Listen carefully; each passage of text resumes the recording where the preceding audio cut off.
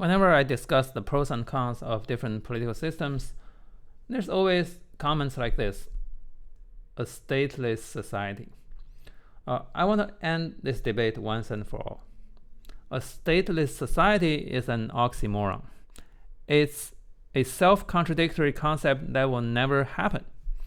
Let me use the proof by contradiction. So if a stateless society exists, how do you enforce the statelessness? In other words, how do you stop the knuckleheads who want to be the state from declaring themselves the state and collecting taxes door to door? By the way, they don't have to be a large army. As long as a small band of people decide to carry some automatic weapons and start to collect taxes, they will become your government. Easy. So the only way to stop that group from crowning itself is to hire another group with guns to counter them. And then after some confrontation, if the first group wins, of course it will keep collecting taxes and keep being your government. And if the second group wins, then of course people will keep paying it for protection. And it will become, guess what? The government. Whoever wins the gunfight will become your government. You got it? Maybe the first group act more like robbers, then the second group act more like law enforcement, but it doesn't change the fact that one of them will be in power. So what if the two groups have a tie? Well, in that case, they will just divide the territories and become two separate governments. The first group may be a little more aggressive and try to conquer the other state once in a while, and the second one may be more defensive and want to maintain the borders. But it doesn't matter for the purpose of this discussion, because they're both governments. They're both organized people with guns funded by taxation. So by definition, they're both governments.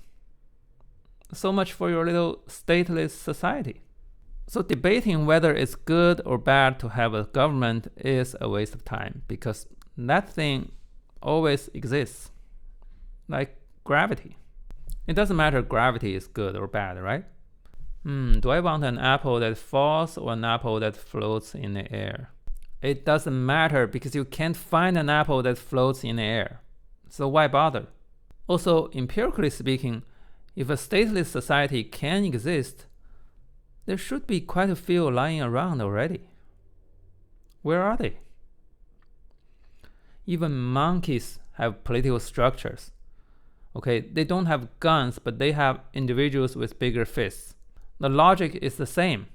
Those who don't want authorities have no means to enforce the lack of authorities.